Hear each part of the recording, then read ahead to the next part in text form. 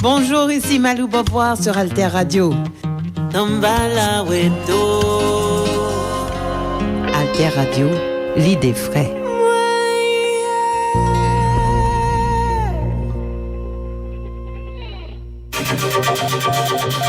La plateforme Alter Press, Alter Radio, leader de l'information utile et de la diffusion des idées en Haïti. Alter Press depuis 2001, pionnière de l'information en ligne. Alter Radio depuis 2015, pionnière de l'information web radio en ligne. Alterpress.org, alterradio.org. Sur les ondes 106.1 FM à Port-au-Prince. La plateforme Alter Press, Alter Radio pour l'émergence d'une population bien informée. Bien informée. La plateforme Alter Press, Alter Radio, leader de l'information utile et de la diffusion des idées en Haïti.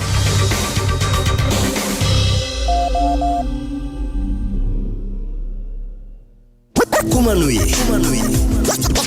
Merci pour tes trois côtés. Magazine qui fait un coup de flash. Coup de flash sous ça qui a passé dans le monde. Événement qui rentrait la caille. Les gardes nationaux sont arrivés dans la nuit, ont commencé à se déployer un petit peu partout dans la ville. Bienvenue dans le magazine événement sur Alter Radio 106.1 FM, alterradio.org avec diverses plateformes internet. Magazine événement toujours traité actualité internationale là chaque semaine pour aider auditeurs et auditrices bien comprendre ce qui a passé sous scène internationale là. Tension a monté dans Los Angeles aux États-Unis côté manifestants qui comptent déportation massive migrants yo a fait face avec la police avec agent fédéral. La police déclaré manifestation yo illégale et puis yo utilisé gaz lacrymogène, bâton à grenade pour craser mouvement sous l'ordre de Donald Trump. Garde nationale déjà sous place pendant manifestation eux-mêmes y a continué. Gouverneur californien mandé calme, mais intervention fédérale a augmenté pression sous population.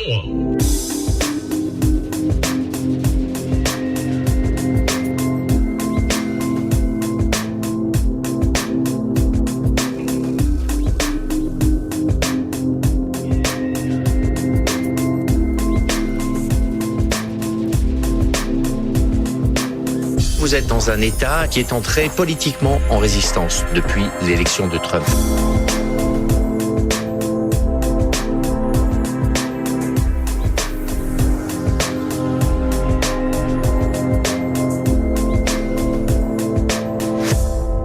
La police dans Los Angeles déclaré manifestation qui t'a fait devant prison Metropolitan Detention Center comme un rassemblement illégal. Il est autorisé pour utiliser armes qui pas faites pour tuer moun. Journaliste CNN yo témoin que policiers ont frappé puis poussé manifestants. En même temps, ils voyaient grenade à gaz lacrymogène sous foule. Depuis vendredi 6 juin, immigrants avec manifestants dans conflit avec autorité immigration dans zone Los Angeles. Situation a commencé après agent fédéral a arrêté plusieurs douzaines de monde dans plusieurs zones. Gouverneur californien Gavin Newsom t'est parlé avec Trump par téléphone vendredi. Bureau gouverneur a dit conversation a duré 40 minutes environ. Trump lui-même l'a dit sans pas bailler aucune preuve que il était obligé intervenir parce que leader démocrate en Californie tant que Newsom pas de cas contrôler manifestation yo. Dimanche sous l'ordre de Donald Trump c'est militaire garde national yo qui a commencé débarquer dans ville Los Angeles juste arrivé dimanche soir. Tension arrêté haut, manifestation continuée puis la police continue servir avec force pour craser mouvement. Autorité locale yo mandé calme, mais gouvernement fédéral là avec support Trump a augmenté pression.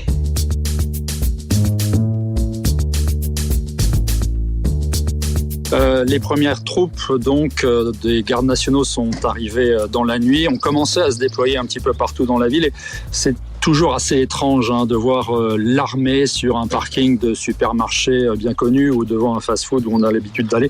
Donc l'ambiance est assez étrange, une situation exceptionnelle, vous l'avez dit dans le reportage, car ce sont des forces nationales qui dépendent donc de la Californie. Ce ne sont pas des forces fédérales qui ont été réquisitionnées par la Maison-Blanche et c'est quasiment inédit. La dernière fois, effectivement, c'était à la suite de violentes émeutes raciales. On a vu ces scènes de violence. Olivier, est-ce qu'on peut espérer un retour au calme ? Rien n'est moins sûr. Les habitants de Los Angeles se sentent assez agressés et complètement incompris en ce moment par la Maison-Blanche. L'annonce de Washington d'envoyer maintenant des Marines, peut-être, si les protestations se poursuivent, est ressentie ici comme une nouvelle provocation. Cette tension, vous le savez, n'est pas nouvelle entre l'administration Trump et la Californie, qui est un État clairement à part aux États-Unis et qui n'est pas très pro-Trump et pas très favorable à sa politique, surtout en matière d'immigration. Los Angeles, il faut s'en rappeler, est un melting pot. La ville n'existerait pas sans l'immigration. Ça va des talents d'Hollywood aux jardiniers de Beverly Hills. Et aujourd'hui, tout le monde se sent fragilisé. Ça concerne, il faut s'en rendre compte, toutes les communautés, même parmi la communauté française à Los Angeles. Ça revient dans toutes les discussions. Chacun s'interroge sur son visa, s'il est prudent de voyager ou pas, si on risque d'être refoulé à la frontière. Donc c'est une ambiance assez tendue ici, après le Covid, après les crises dans le cinéma, la situation économique et les feux l'hiver dernier. L'ambiance n'est pas au beau fixe ici à Los Angeles.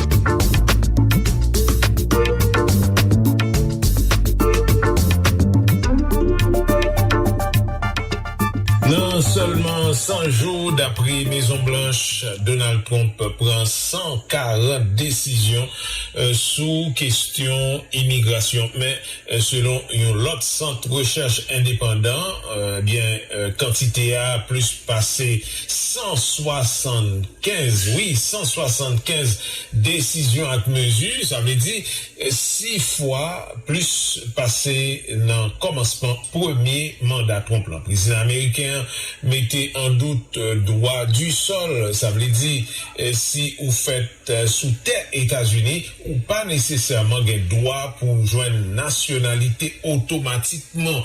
Ces positions ça a Trump gagné et dossier ça lit devant la Cour suprême. Trump mettait fin dans plusieurs programmes humanitaires qui étaient contre protéger plusieurs centaines de milliers de migrants, tant qu'aux haïtiens, vénézuéliens, cubains et nicaraguayens. Li fait langue anglaise une seule langue officielle États-Unis, ça qui annulait toute obligation pour traduire documents officiels pour moun qui pas parler anglais. Et puis les couper fonds éducation à l'agent fédéral pour ville sanctuaire, ça aurait les villes sanctuaires, c'est des villes qui pas voulaient collaborer avec la police fédérale aux États-Unis pour arrêter moun sans papier. Depuis vendredi 6 juin, gros manifestation donc a fait dans Los Angeles contre politique Donald Trump pour mettre immigrants sans papier dehors aux États-Unis et citoyens ont dénoncé gros répression pendant un pile migrants à vivre avec la Pérez pour yo pas arrêter yo.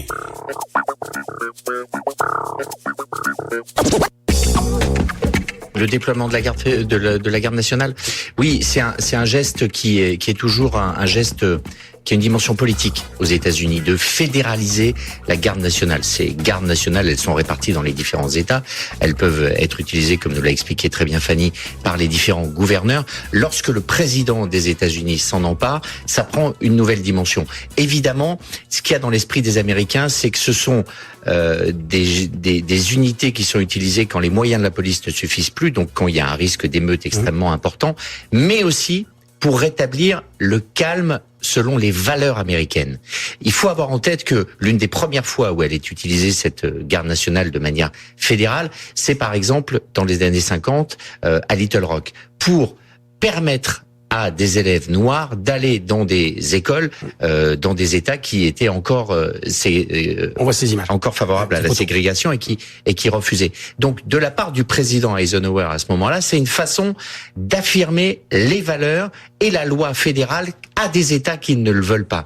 Ce qu'on va vivre avec Trump, c'est l'inverse en quelque sorte sur le fond, mais sur la forme la même chose. C'est-à-dire un président américain qui, en utilisant la garde nationale et en la fédéralisant, va vouloir certes envoyer le message qu'on rétablit l'ordre, mais on rétablit l'ordre selon les valeurs prônées par Trump, c'est-à-dire l'expulsion des migrants qui n'ont rien à faire ici. Alors sur le fond, justement, on y vient, merci pour la transition, Oli, on parle d'expulsion de migrants illégaux. Quand on parle de migrants illégaux aux États-Unis, on parle de pans entiers de l'économie, on parle de dizaines, de centaines de milliers de personnes, on parle aussi, qu'on soit président démocrate ou républicain, d'expulsion. Barack Obama, c'était 2 ou 3 millions d'immigrants illégaux. Qu'est-ce qui explique que là, ça se cristallise à ce point et ça se crispe à ce point à Los Angeles? Parce que vous êtes dans un État, et a fortiori à Los Angeles, dans une ville, qui est entrée politiquement en résistance depuis l'élection de Trump.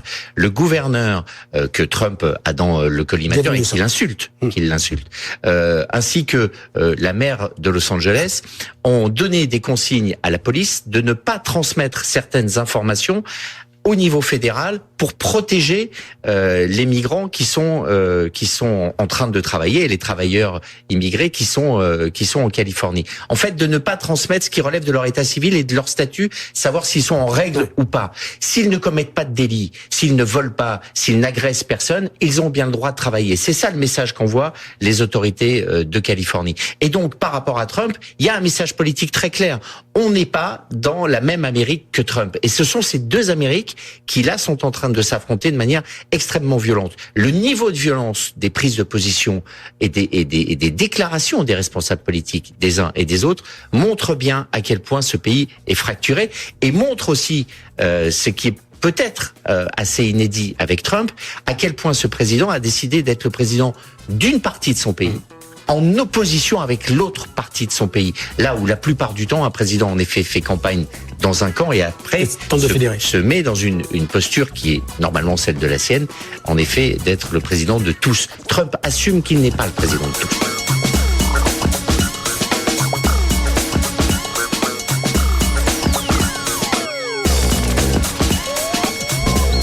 Plusieurs gouverneurs démocrates aux États-Unis levé la voix dimanche pour dénoncer sa aurélie un abus de pouvoir grave Donald Trump fait.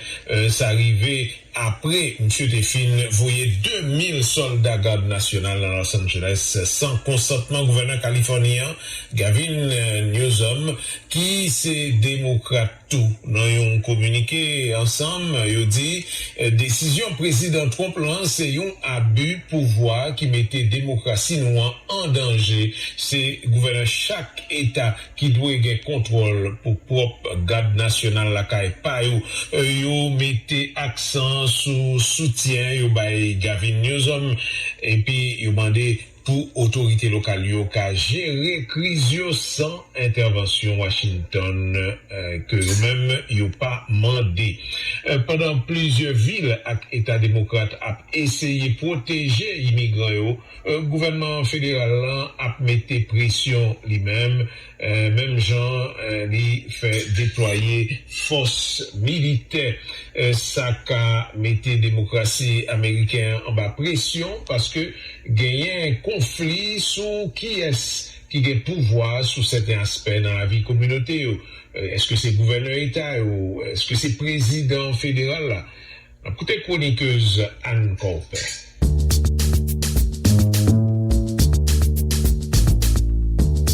Normalement, c'est à la demande des gouverneurs que la garde nationale est déployée, puisque le maintien de l'ordre public est de la prérogative des États. La garde nationale, c'est la seule force militaire qui peut passer de l'autorité des gouverneurs à celle du gouvernement fédéral. La dernière fois qu'elle a agi sous mandat fédéral pour une opération de maintien de l'ordre, c'était déjà à Los Angeles en 1992, au moment de l'affaire Rodney King, mais c'était à la demande expresse du gouverneur de l'époque qui était débordé par le chaos. En fait, c'est aujourd'hui la première fois depuis 1965 que le président outrepasse la décision du gouverneur.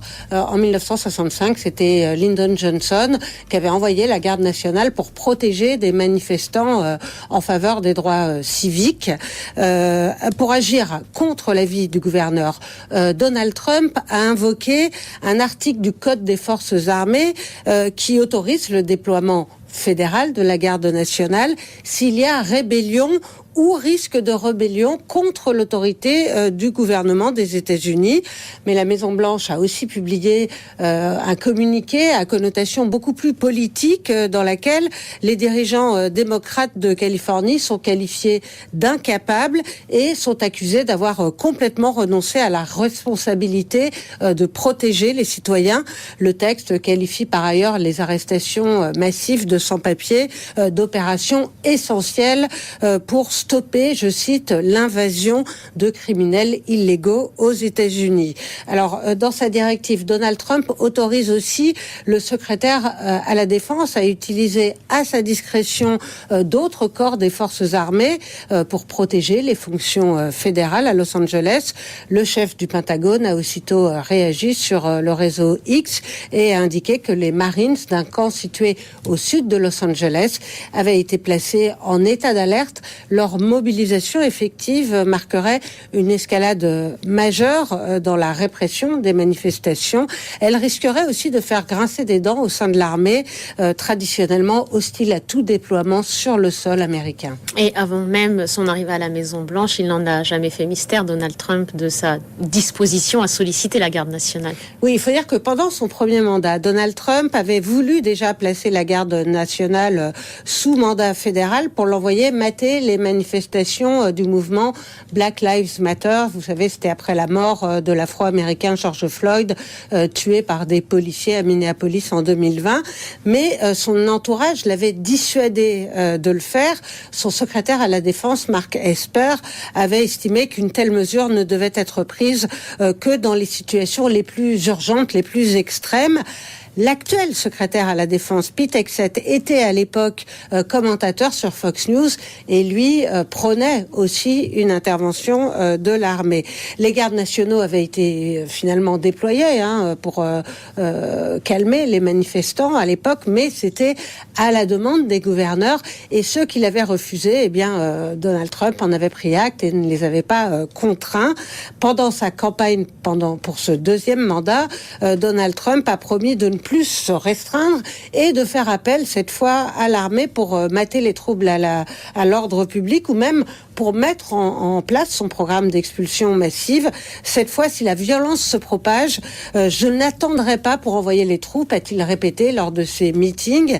Mais Donald Trump interprète les scènes de violence différemment selon leurs auteurs. Il avait notamment refusé d'appeler la garde nationale pour empêcher ses partisans d'entrer dans le bâtiment du Capitole le 6 janvier 2021 et ce, malgré les appels répétés de la maire de la capitale fédérale, des émeutiers qui ont donc investi et saccagé le Capitole, qui avait ensuite été condamné à des peines de prison. Mais Donald Trump les a graciés dès son retour à la Maison-Blanche.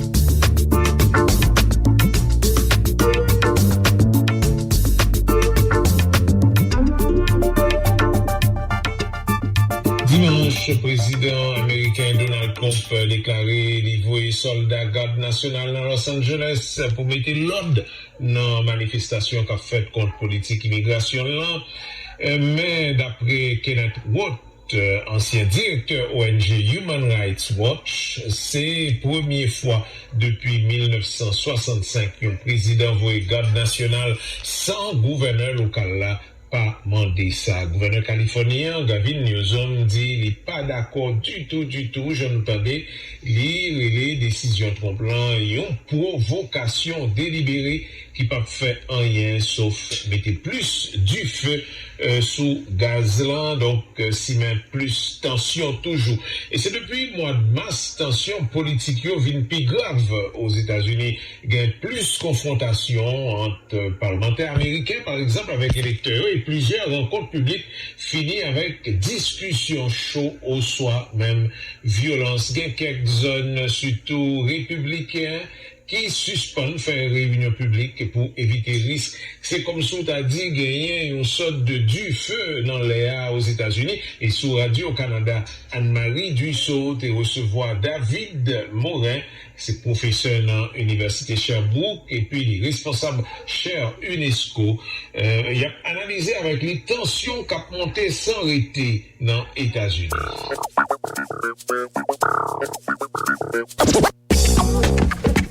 Écoutez, il y a eu certainement des épisodes de violence politique plus intenses aux États-Unis quand même, qu'on peut penser au mouvement des droits civiques, notamment là pour citer dans les plus récents. Il y a eu aussi des mouvements au moment 2008 avec la crise financière, mais actuellement c'est vrai que on sent qu'on est dans un point de cristallisation, de tension, de polarisation. Ce qui est important de noter, c'est que pour l'instant, ça en est resté à des incivilités, à quelques actes de vandalisme. La question, évidemment, c'est de savoir quelle pourrait être la prochaine étape. Et est-ce qu'on risque d'assister effectivement à des groupuscules qui vont commettre des attaques terroristes, des attentats? Ça, il va falloir le voir. On sent cette tension-là à l'heure actuelle, mais c'est difficile de prédire ce qui va se passer dans les semaines et les mois à venir. Le deuxième élément, évidemment, important ici, qu'il faut souligner, il y a une espèce de relations et de tensions aux États-Unis entre la violence contre l'État et la violence d'État. Et on rappelle par exemple les attentats de Waco. Il y a une grande histoire aux États-Unis de la violence contre l'État. Vous vous rappelez Waco, la secte des Davidiens, un assaut du gouvernement fédéral, 80 morts. D'ailleurs, les agences fédérales ont été blâmées pour ça. On a dit qu'elles n'avaient pas agi adéquatement. Waco qui, 2 ans plus tard, jour pour jour, sert de justification à Timothy McVeigh et à son partenaire pour l'attentat d'Oklahoma City, où là, un bâtiment fédéral va être ciblé. C'est le plus gros attentat anti-gouvernemental aux États-Unis jusqu'aux attentats du 11 septembre. Et pourquoi je vous raconte cette histoire-là ? C'est que M. Trump n'a pas choisi n'importe quelle ville pour lancer sa campagne électorale en 2024. Il a choisi Waco. En d'autres termes, il a endossé une partie du mouvement anti-gouvernemental américain. Il y a toujours eu une tension entre ces groupes-là et le fédéral. Et donc, il a, dans une certaine mesure, en envoyant ce message-là, fait passer la violence contre l'État dans les mains du pouvoir américain. Et c'est ça qu'on est en train de vivre en ce moment aux États-Unis. Et je pense que c'est un changement de paradigme, somme toute très important, qu'on est en train de constater sous nos yeux.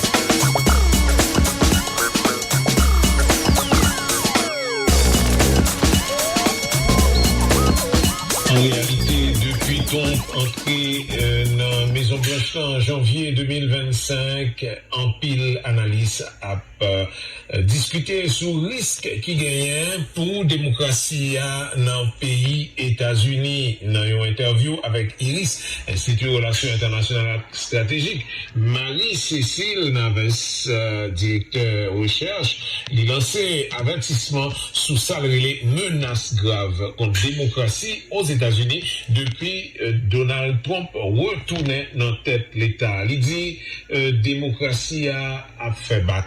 Leur crasé espace critique, leur mettait pression sous université, sous artistes, sous scientifiques. C'est toute une société qui a fragilisé. Les ajouter, si ça continue comme ça a mené dans un modèle autoritaire côté pouvoir, chercher contrôler pensée avec mémoire collectif. La démocratie américaine est sujette aujourd'hui à un certain nombre de menaces. On ne peut pas faire toute la liste, mais j'en choisirai 3. 3 types de menaces. Premièrement, la remise en cause de la séparation des pouvoirs, exécutifs, législatifs et judiciaires. Un grand nombre de décisions sont prises par décret présidentiel alors qu'elles relèvent du Congrès. Par exemple, Trump décrète unilatéralement la fin du droit du sol alors qu'il est garanti par la Constitution. Et certains métiers sont interdits à différentes catégories de personnes. Ça commence par les transgenres dans l'armée, mais qui sait si demain ça ne s'étendra pas à d'autres catégories de personnes. Et des dizaines de décrets sont attaqués en justice, mais la Maison-Blanche ne respecte pas ces décisions quand elles sont suspensives. Deuxième exemple, les coupes budgétaires et le licenciement de fonctionnaires fédéraux arbitraires décidé par le bras droit de Trump qui est Elon Musk, qui de surcroît n'est ni élu ni ministre. Et l'exemple le plus emblématique, c'est bien sûr la fin de USAID, l'aide aux plus vulnérables dans le monde. Et puis troisième exemple, troisième élément, les menaces sur la liberté d'expression, alors que Trump n'a cessé de prétendre protéger le free speech pendant la campagne, menaces sur la liberté d'expression et menaces sur la liberté académique, avec en particulier ces dernières semaines la dénonciation encouragée de collègues sur les campus, des arrestations arbitraires d'étudiants pour leur soutien à la cause palestinienne, etc. Et donc on voit bien que le combat contre le prétendu wokisme, finalement, c'est le cache-sexe d'une politique discriminatoire parfaitement assumée et qui en plus, désormais, entend s'étendre aux entreprises étrangères dans le monde qui travaillent avec les États-Unis. Comme on en parle aussi dans la presse, j'ajouterais peut-être un élément important sur la volonté de vengeance contre les opposants, contre les journalistes et contre les juges. Et d'ailleurs, John Roberts, qui est le président de la Cour suprême, a contredit Trump après ses attaques contre un juge qu'il a appelé à destituer parce qu'il voulait suspendre une expulsion arbitraire de migrants vers le Salvador, sans procès, en utilisant une loi d'exception du XVIIIe siècle. Et une telle prise de parole du président de la Cour suprême est vraiment très rare, comme quoi l'heure est grave selon cette institution qui n'est pas connue pour ses penchants progressistes. Et en fait, il y a vraiment un combat entre Trump et les juges. De nombreux juges s'opposent. C'est le pouvoir judiciaire qui est un obstacle au pouvoir présidentiel de Trump ? Il le voit comme ça en tout cas, mais c'est un des fondements de la Constitution américaine des États-Unis, c'est la séparation des pouvoirs. Il appelle à la destitution de certains juges qui sont nommés à vie d'ailleurs. On peut pas les destituer comme ça parce que ils prennent des décisions qui ne font que rappeler le droit et lui rappeler qu'il ne peut pas décider arbitrairement d'aller contre des lois ou contre des dispositions de la Constitution américaine. Alors, les universités américaines qui sont un peu à la fois le foyer de la contestation, mais en même temps le symbole de la libre expression, sont sous la menace à la fois budgétaire et même réglementaire. Oui, absolument. C'est un peu la panique dans les universités américaines. Pour l'instant, on est dans une phase où chacun cherche à sauver sa peau. Nous, en France, on reçoit dans les universités beaucoup de demandes de collègues ou d'étudiants qui veulent partir parce qu'ils soit ils travaillent sur des thématiques qui sont jugées contraire à l'agenda de Trump, les sciences sociales, les études de genre, les African American Studies par exemple, soit parce que ils ont manifesté en tant qu'étudiants ou en tant que professeurs auprès d'étudiants avec des étudiants sur des sujets qui relèvent quand même de la liberté d'expression. C'est quand même le premier amendement de la Constitution américaine qui garantit la liberté d'expression. Eh bien, ils sont pourchassés. Il y a même des invitations à dénoncer les collègues de la part du gouvernement fédéral. Donc, c'est un peu la panique. Les universités cherchent à comprendre, mais certaines cèdent aussi aux injonctions de Trump de peur de perdre les financements fédéraux. Il te paraît exagéré de parler de néo-maccarthyisme ?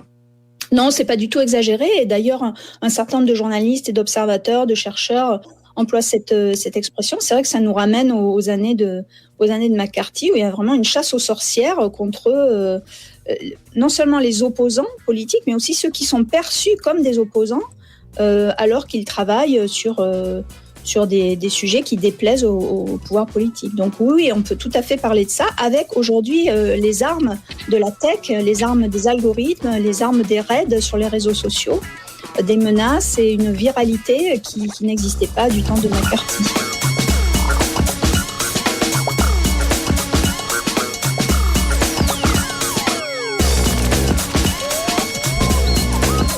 C'est comme ça, nous finit magazine événement sur Alter Radio. Dans magazine ça, nous parler sous tension cap monté dans Los Angeles côté manifestation contre déportation massive migrants en bas gros répression. C'est même garde nationale que Washington déployé sans consentement gouverneur californien Jean-Santa Doué-Fait. Gavin Newsom mandé calme, mais intervention fédérale là a augmenté pression sous population. Source nous t'ai consulté pour magazine ça, c'est CNN, TV5 Monde, France 24, BFM TV, Radio-Canada, Iris International. Merci pour attention nous. Continuez à suivre nous sur 106.1 FM, alterradio.org, et diverses plateformes internet. Nous sommes capables d'écouter l'émission ça, tout le nouvel en podcast sur Mixcloud, Zeno, Apple, Spotify, Facebook et YouTube. Comment nous y est? Merci pour tes trois côtés. Magazine qui fait un coup de flash. Coup de flash sur ça qui a passé dans le monde. Événement qui rentrait la caille non.